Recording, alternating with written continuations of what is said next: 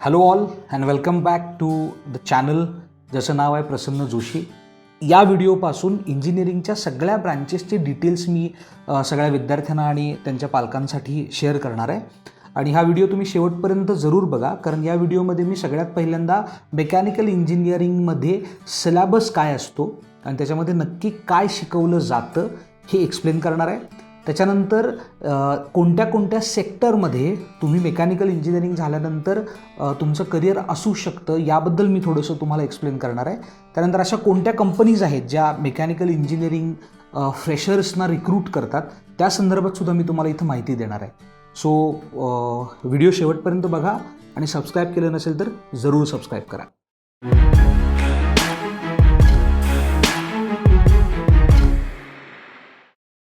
So to take it forward आपण पहिल्यांदा jump करूया मेकॅनिकल इंजिनिअरिंगच्या सिलॅबस संदर्भात. सो साधारणतः ज्या काही 8 सेमिस्टर्स तुम्हाला शिकायचे असतात त्यातल्या फर्स्ट इयर इंजिनिअरिंगला मी फारसा टच करणार नाही, कारण तिथं कॉमन सब्जेक्ट्स असतात, सगळ्या ब्रँचेससाठी कॉमन सब्जेक्ट्स असतात. सो आता कोणते असे सब्जेक्ट आहेत की जे मेकॅनिकल इंजिनिअरिंगच्या मुलांसाठी असतात फर्स्ट इयरमध्ये आणि पुढं मग कंटिन्युअसली सेकंड इयरमध्ये, त्यांची एक लिस्ट आपण करणार आहोत. आणि प्रत्येक सब्जेक्टमध्ये काय शिकवलं जातं हे थोडंसं आपल्या दैनंदिन आयुष्यामध्ये आपण जे काही बघतो किंवा जगतो त्याच्या संदर्भात एक्सप्लेन करायचा मी प्रयत्न करणार आहे. अर्थात काही ठिकाणी प्रोबेबली माझं ज्ञानसुद्धा कमी पडू शकतं, but I will try my best की जिथं मी तुम्हाला अगदी साधी उदाहरणं देऊन गोष्टी एक्सप्लेन करेन. सो सगळ्यात पहिला जो सब्जेक्ट आहे जो मेकॅनिकल इंजिनिअरिंगमध्ये तुम्ही बघाल आणि जो खूप महत्त्वाचा आहे तो आहे इंजिनिअरिंग ग्राफिक्स. आता या सब्जेक्टकडं फक्त एक 40 मार्क, या नव्हे कुठल्याही सब्जेक्टकडं फक्त 40 मार्क पाडायचे आहेत आणि पास व्हायचं आहे म्हणून बघायला नाही पाहिजे. ॲक्च्युली त्याचं महत्त्व काय किंवा तो काय इन्क्लूड केला आहे ते समजून घेऊन मग आपण या संपूर्ण विषयाकडे बघायला पाहिजे. सो इंजिनिअरिंग ग्राफिक्स नक्की काय आहे? मला असं वाटतं की इंजिनिअरिंग ग्राफिक्स हा जो सब्जेक्ट आहे जो इंजिनिअरिंगच्या पहिल्या किंवा दुसऱ्या सेमिस्टरला असतो, त्याच्यामध्ये ॲक्च्युली तुम्हाला शिकवलं जातं की एक इंजिनियर, एक डिझाईन इंजिनियर दुसऱ्या इंजिनियरबरोबर कसं कम्युनिकेट करेल. म्हणजे कन्स्ट्रक्शन साईटवरती मिस्त्री ज्याप्रमाणे एकमेकाला सांगतात की 2 दोरी वळंबा, 3 दोरी वळंबा किंवा इतकं वर्कर तितकं वर्कर, असं कम्युनिकेशन हे क्रिटिकल मेकॅनिकल कॉम्पोनंट्सच्या बाबतीत होऊच शकत नाही. मग एखाद्या इंजिनियरला सांगायचं असेल की हा माझा मशीनचा पार्ट, मी त्याचे डायमेन्शन्स, त्याचे इतर मेजरमेंट्स किंवा तो कसा दिसतोय, त्याचे वेगळे अँगल्स, ज्याला आपण आयसोमेट्रिक असं म्हणतो, म्हणजे एकच पर्टिक्युलर ऑब्जेक्ट वेगळ्या बाजूंनी कसा दिसेल. म्हणजे तुम्ही जर मोबाईल खरेदी करायला गेलात ॲमेझॉनवरती किंवा फ्लिपकार्टवरती तर तुम्हाला तिथं एक ऑप्शन दिलेला असतो ज्याच्यामध्ये कोणताही प्रोडक्टचे वेगळ्या बाजूनी फोटो काढलेले असतात, बरोबर. तर ॲक्च्युली हेच इंजिनिअरिंग ग्राफिक्समध्ये तुम्हाला शिकवलं जातं की एक पर्टिक्युलर, म्हणजे आता आपण व्हिज्युअलाइज करू शकत नसतो की हा ऑब्जेक्ट कसा दिसेल. फॉर एक्झाम्पल हे पेन आहे, बरोबर. हे पेन इकडून कसं दिसेल, माझ्या बाजूनं कसं दिसेल, वरून कसं दिसेल, हे व्हिज्युअलायझेशन सामान्य माणसाला किंवा तुमच्याबरोबर काम करणाऱ्या दुसऱ्या इंजिनियरला देण्यासाठी engineering graphics as a language वापरलं जातं आणि त्याच्यामध्ये वेगळे व्ह्यूज असतात. आता दुसरा यातला सगळ्यात इम्पॉर्टंट पार्ट असं आहे की अलीकडं गेल्या एक 6-7 वर्षांपासून किंवा 10 वर्षांपासून फ्री हँड ड्रॉइंग्सबरोबरच कम्प्युटर एडेड डिझाईन्स किंवा त्याच्यासाठी लागणारी सॉफ्टवेअरसुद्धा आलेली आहेत. सो तुम्हाला दोन्ही गोष्टींचं इंट्रोडक्शन किंवा ह्या गोष्टी तुम्हाला त्या सिलेबसमध्ये शिकवल्या जातात. आता इंजिनिअरिंग ग्राफिक्सच्या नंतरचा जो सब्जेक्ट आहे तो आहे मटेरियल सायन्स. आता मटेरियल सायन्समध्ये एखाद्या मटेरियलच्या केमिकल प्रॉपर्टीज, त्याचं फिजिकल प्रॉपर्टीज, त्याचं मॉलिक्युलर स्ट्रक्चर, त्याच्या इलेक्ट्रॉनिकल ज्या प्रॉपर्टीज आहेत या सगळ्याबद्दल तुम्हाला नॉलेज दिलं जातं. हे काय इम्पॉर्टंट आहे ते समजून घ्या. मेकॅनिकल हा बऱ्यापैकी प्रोडक्शनशी रिलेटेड किंवा मॅन्युफॅक्चरिंगशी रिलेटेड असा एक ब्रँच आहे, बरोबर. म्हणजे आता त्याचं सगळ्यात मोठं ॲप्लिकेशन आपण फूड प्रोसेसिंग इंडस्ट्रीमध्ये घेऊ शकतो. जसं की दूध जेव्हा आपण पाश्चराईज करतो त्याला बरेचसे मटेरियल्स हे त्या दुधाच्या संपर्कामध्ये येत असतात. किंवा अगदी साधं उदाहरण घेऊया की तुम्ही रस काढायचं मशीन बघितलं असेल, उसाचा रस काढायचं मशीन, बरोबर. आता उसाचा रस काढायचं जे मशीन आहे त्याच्यामध्ये उसाचा रस जेव्हा निघतो त्यावेळेला त्याची त्या मटेरियलबरोबर, ते मशीन ज्या मटेरियलचं बनलं आहे त्याच्याबरोबर कोणती रिॲक्शन होत नाही. जर होत असती तर ती होऊ नये आणि रस चांगल्या गुणवत्तेनं तो ग्राहकाला प्यायला मिळावा याच्यासाठी मटेरियलचं सिलेक्शन केलं गेलं असतं किंवा करावं लागत असेल. मग कोणतं मटेरियल कोणत्या ठिकाणी वापरायचं जेणेकरून तयार होणारी पर्टिक्युलर वस्तू ही खूप चांगल्या प्रकारे बनेल, ह्याच्यासाठी त्या मटेरियलचं संपूर्ण ज्ञान आपल्याला असणं आवश्यक आहे आणि ते ह्या मटेरियल सायन्स ह्या सब्जेक्टमध्ये आपल्याला शिकवलं जातं. त्यानंतर आहे जो सब्जेक्ट तो म्हणजे आहे मशीन ड्रॉइंग. आता मशीन ड्रॉइंगमध्ये नक्की काय शिकवलं जातं तर जस्ट असं इमॅजिन करा की आता मला हे पेनचंच मी उदाहरण घेतो की हे पेन मी असं ओपन करू शकतो, बरोबर. तर आता या पेनला मला जेव्हा असेंबल करायचं असेल, म्हणजे हे 4 पार्ट आहेत ह्या पेनचे, तर ज्यावेळेला मला हे पेन असेंबल करायचं असेल त्यावेळेला या टोपणाचा इनर डायमीटर आणि या बॉडीचा आउटर डायमीटर हे एकमेकांमध्ये काय होणार आहेत, फिट बसणार आहेत. सो आता ज्या वेळेला हे पेन तयार होत असेल तेव्हा अशी शक्यता आहे की याचा टोपण हा कॉम्पोनंट दुसऱ्या कंपनीतून येईल, रिफिल हा कॉम्पोनंट दुसरीकडून येईल, ही बॉडी कुठंतरी दुसरीकडून येणार असेल. किंवा साधं गाडीचं उदाहरण घेऊया, त्याच्यामध्ये ब्रेक्स वेगळीकडून येतात, क्रँकशाफ्ट वेगळीकडून येतात, बेअरिंग्ज वेगळीकडून येतात आणि हे सगळे एकत्र आणून एकत्र असेंबल केलं जातं.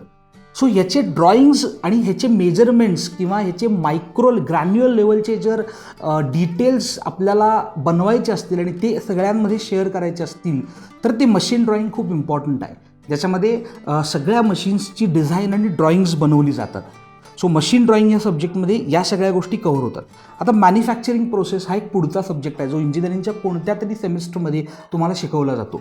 मॅन्युफॅक्चरिंग प्रोसेस म्हणजे काय की ज्या वेळेला एखादी वस्तू एखादं जॉब आपल्याला बनवायचं असेल त्याला त्याची पहिल्या स्टेपपासून ते शेवटच्या स्टेपपर्यंत ते कसं वर्क होतं, त्याच्यामध्ये काय काय गोष्टी अंतर्भूत असतात, ह्या सगळ्या गोष्टी तुम्हाला मॅन्युफॅक्चरिंग प्रोसेसमध्ये डिलिव्हर केल्या जातात.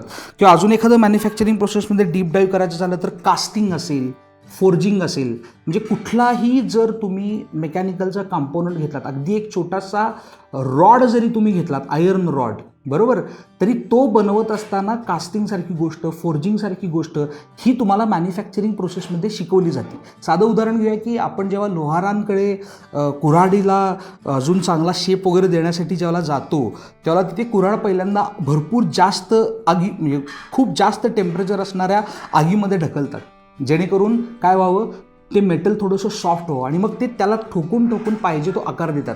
हे एक साधं उदाहरण आहे मॅन्युफॅक्चरिंग प्रोसेसचं. तसंच कास्टिंग आहे, कास्टिंगचे खूप सारे प्रकार आहेत आणि या सगळ्या गोष्टी, कास्टिंग कोणत्या मटेरियल्स आहे ते पण त्याच्यावरती पण अवलंबून असतं की तुमचं कास्ट आयर्नचं कास्टिंग आहे का ॲल्युमिनियमचं कास्टिंग आहे, यात सुद्धा त्याची पुढची पूर्ण प्रोसेस चेंज होती त्या मटेरियलच्या प्रॉपर्टीनुसार, त्याला लागणाऱ्या इतर गोष्टींनुसार. हे सगळं तुम्हाला मॅन्युफॅक्चरिंग प्रोसेसमध्ये शिकवलं जातं. त्याच्यानंतरचा सगळ्यात इम्पॉर्टंट सब्जेक्ट जो येईल कुठल्या तरी सेमेस्टरला तो असणार आहे थर्मोडायनॅमिक्स.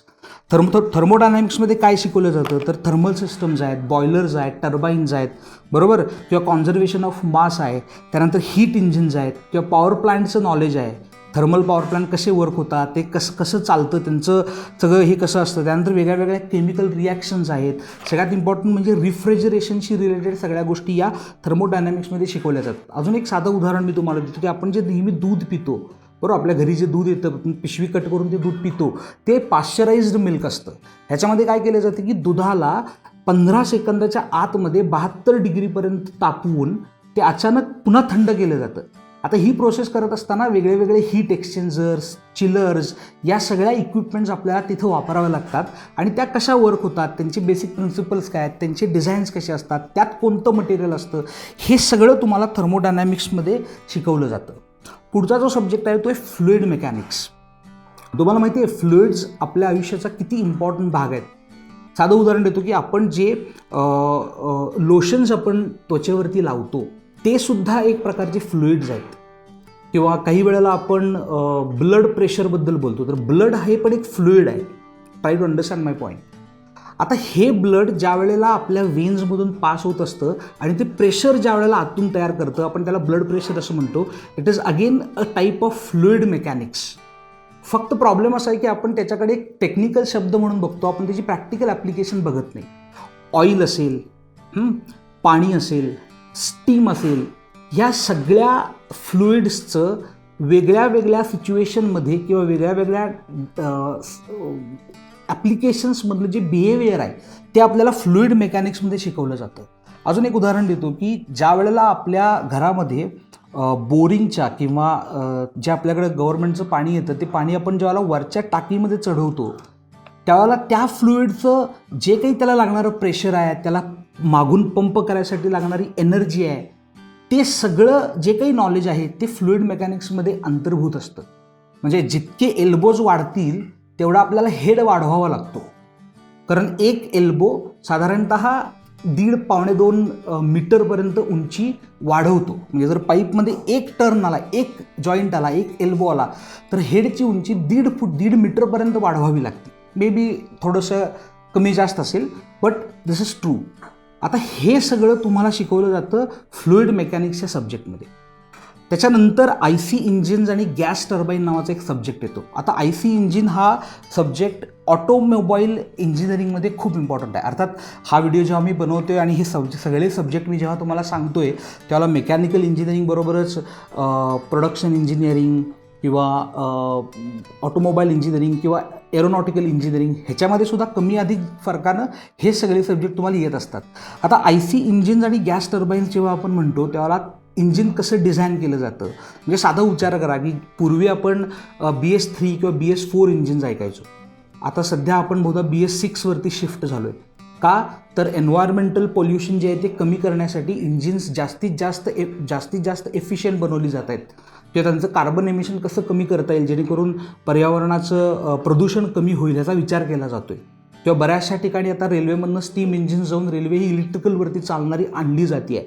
सो या ज्या सगळ्या गोष्टी आहेत या इंजिन्स आणि गॅस टर्बाईन किंवा कित्येक केमिकल फॅक्टरीजमध्ये किंवा शुगर फॅक्टरीजमध्ये तुम्हाला बॉयलर्स दिसतात, बरोबर. या बॉयलर्समध्ये वेगळ्या स्टीम टर्बाईन्स वगैरे वापरावे लागतात किंवा त्याच्यामध्ये या सगळ्या गोष्टी इन्क्लूड केल्या जातात आणि त्याचा अभ्यास किंवा इग्निशन सिस्टीम असतात, बरोबर. म्हणजे गाडीचा स्पार्क कसा पडणार, ज्या वेळेला इंजिन स्टार्ट होणार त्यावेळेला ते कसं होणार, किंवा एखादं जनरेटरसुद्धा बघा काही वेळेला आपल्याला एखाद्या प्रोग्राममध्ये किंवा एखाद्या फंक्शनमध्ये आपण जनरेटर्स आणतो, ते जनरेटर्स हातांना फिरवून सुरू केले जातात, त्यांना इग्नाईट केलं जातं, तर चालू केलं जातं. तर त्या इग्निशन सिस्टीम कशा असतात ह्या सगळ्या गोष्टी या IC इंजिन आणि गॅस टर्बाईनमध्ये शिकवल्या जातात.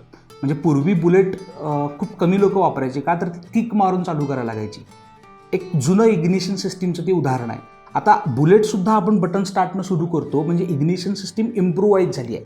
तर ह्या सगळा सिलेबस किंवा या सगळ्या गोष्टी त्यामध्ये शिकवल्या जातात. पुढचा जो सब्जेक्ट आहे सॉलिड मेकॅनिक्स. सॉलिड मेकॅनिक्स म्हणजे काय की कोणताही एक सॉलिड मटेरियल घेतला आणि त्याच्यावरती जर प्रेशर किंवा फोर्स अप्लाय केला तर त्याचं बिहेवियर कसं असेल हे सॉलिड मेकॅनिक्समध्ये कव्हर केलं जातं. आता या सॉलिड मेकॅनिक्समध्ये स्ट्रेस, स्ट्रेन, डिस्प्लेसमेंट, ॲक्सिलरेशन यांचा सॉलिड्सवरती होणारा जो प्रभाव आहे हा एक्सप्लेन केला जातो. म्हणजे फॉर एक्झाम्पल गाडीची आपण जी बॉडी डिझाईन करतो त्याच्यावरती जर शेजारून इम्पॅक्ट आला तर पत्रा किती वाकू शकतो, बरोबर, त्याचं काय होऊ शकतं, या सगळ्या गोष्टी या सॉलिड मेकॅनिक्समध्ये कव्हर केल्या जातात.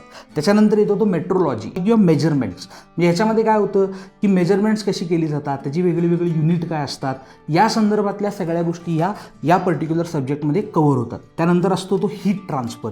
हीट ट्रान्सफर म्हणजे convection, conduction, radiation, heat exchanger, या ज्या सगळ्या गोष्टी आहेत या सगळ्या या हीट ट्रान्सफरमध्ये अंतर्भूत केलेल्या असतात. पुन्हा मग तो रेफ्रिजरेशन किंवा बऱ्याचशा फूड्स आणि फूड प्रोसेसिंग किंवा बेवरेज इंडस्ट्रीमध्ये जो काही त्याचा रोल आहे हीट ट्रान्सफरचा तो खूप इम्पॉर्टंट आहे. त्याच्यानंतर मग येतं मशीन डायनामिक्स. तुम्हाला माहिती आहे गायरोस्कोपिक इफेक्ट नावाच्या एका इफेक्टवर विमान उडत असतं. मग आता साधा विचार करा, मगाशी पण आपण एक डिस्कशन केलं सॉलिड मेकॅनिक्समध्ये की प्रेशर एखाद्या मटेरियलवर आल्यावर किंवा मेटलवर आल्यावर सॉलिडवर आल्यावर काय होईल. जेव्हा विमान हवेत उडत असेल तेव्हा त्याच्यावरती येणार एअर प्रेशर, बरोबर, किंवा त्याच्या वरती होणारा त्याचं ते एरोडायनामिक्स जे आहेत की त्याचा शेप कसा पाहिजे, या सगळ्या गोष्टीच तुम्हाला मेकॅनिकलमध्ये शिकवल्या जातात. आपण बोलतो मशीन डायनामिक्स म्हणजे जसं की गायरोस्कोप इफेक्ट जो आहे तो किंवा फ्रिक्शन आणि त्याचे परिणाम किंवा बॅलन्सिंग, डायनोमीटर्स, या सगळ्या गोष्टी तुम्हाला मशीन डायनॅमिक्समध्ये शिकवल्या जातात. नंतर काही सब्जेक्ट जे आता मी तुम्हाला सांगणार आहे ते ॲक्च्युली फक्त मेकॅनिकलचे नाही आहेत. जसं की कंट्रोल सिस्टीम असेल. कंट्रोल सिस्टीम हा सब्जेक्ट मेकॅनिकलसाठी खूप इम्पॉर्टंट आहे, कारण ज्यावेळेला रोबोटिक्स किंवा ऑटोमेशनकडे आपण जातो किंवा मेकॅनिकल सिस्टीमचं इलेक्ट्रॉनिक सिस्टीमबरोबरचं जे इंटरॅक्शन आहे त्याचा आपण विचार करायला जातो त्यावेळेला कंट्रोल सिस्टम हा सब्जेक्ट काय होतो, हा त्या ठिकाणी इंट्रोड्यूस होतो. किंवा टाईम स्पेस ॲनालिसिस, किंवा डिजिटल डिस्क्रीट टाईम ॲनालिसिस, या ज्या गोष्टी आहेत, सिम्युलेशन जिथं करावं लागेल की आता आपण एक मशीन बनवलं आहे, हे मशीन कोणत्या सिच्युएशनमध्ये कसं बिहेव करेल ह्याच्यासाठी सिम्युलेट करून बघतात. म्हणजे ॲक्च्युली एक पर्टिक्युलर कंपोनंट तयार करायला घेण्याच्या आधी, बनवण्याच्या आधी तो व्हर्च्युअल एन्व्हायरमेंटमध्ये सिम्युलेट करतात, डेमो घेतात त्याचं थोडक्यात. तर त्याच्यासाठी कंट्रोल सिस्टीम किंवा मॅटलॅबसारखे टूल्स तुम्हाला शिकणं आवश्यक असतं. ते तुम्हाला कंट्रोल सिस्टीममध्ये शिकवले जातात. त्याचबरोबर कंट्रोल सिस्टीममध्ये तुम्हाला मायक्रो प्रोसेसर, मायक्रो कंट्रोलर, हे जे सेल्फ इंटेलिजंट किंवा आपण असं म्हणू शकतो की ज्याला आपण ट्रेन केल्यानंतर वर्क होणाऱ्या ज्या गोष्टी आहेत त्या सगळ्या शिकवल्या जातात. कारण रोबोटिक्स किंवा प्रोसेस ऑटोमेशन या सगळ्यासाठी ते खूप इम्पॉर्टंट आहे.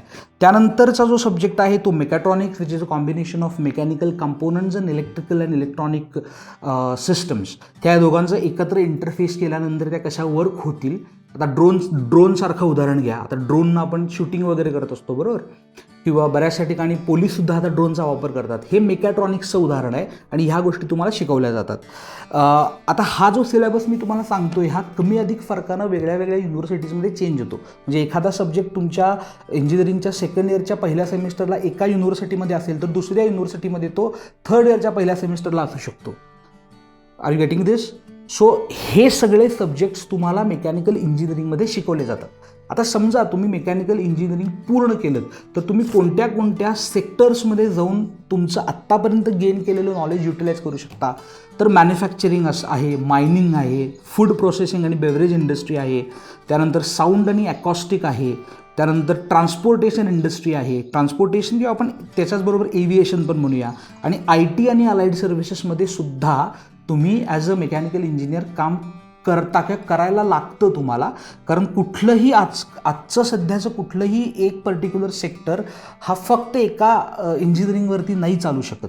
म्हणजे जरी तुम्ही कारचं उदाहरण घेतलं, फक्त एक साधी आपली कार जरी घेतली तर त्या कारमध्ये सुद्धा प्रचंड प्रमाणामध्ये कंट्रोल सिस्टम्स लावल्या गेलेल्या आहेत. डोअर ऑटो ओपनिंगसाठी किंवा काही सेन्सर्स आहेत वेगळ्या वेगळ्या कंपोनंट्सचं बिहेवियर मेजर करण्यासाठी. तर मग as a mechanical engineer, as a system design engineer तुम्हाला त्या इतर ब्रांचेसबरोबर सुद्धा काम करावं लागतं. त्यामुळे IT आणि IT अलाइड सर्व्हिसेसमध्ये as a mechanical engineer, as a core domain तुम्हाला 100% स्कोप आहे. नेक्स्ट आहे defence, which is a huge area where you can work. त्यानंतर एरोनॉटिकल इंजिनिअरिंग आहे, स्पेस रिसर्च हा एक सेक्टर आहे जिथं तुम्ही ॲज अ मेकॅनिकल इंजिनियर काम करू शकता. आणि finally the most important automobile. एक डाऊट बऱ्याच लोकांना येतो आहे की इलेक्ट्रिकल, किंवा मी सुद्धा लास्ट व्हिडिओमध्ये ते बोललो आहे की इलेक्ट्रिकल व्हेकल्स आल्यानंतर मेकॅनिकल किंवा ऑटोमोबाईल इंजिनिअरिंगचा रोल कमी होईल का? 100%. आज जर 10 इंजिनियर्स लागत असतील तर कदाचित त्यांची संख्या येणाऱ्या काळामध्ये 5 वरती येईल, पण तो रोल 0 होणार नाही आहे. कारण फक्त इलेक्ट्रिकल व्हेकलमध्ये IC इंजिन्सच्या ऐवजी मोटर्स वापरल्या जाणार आहेत.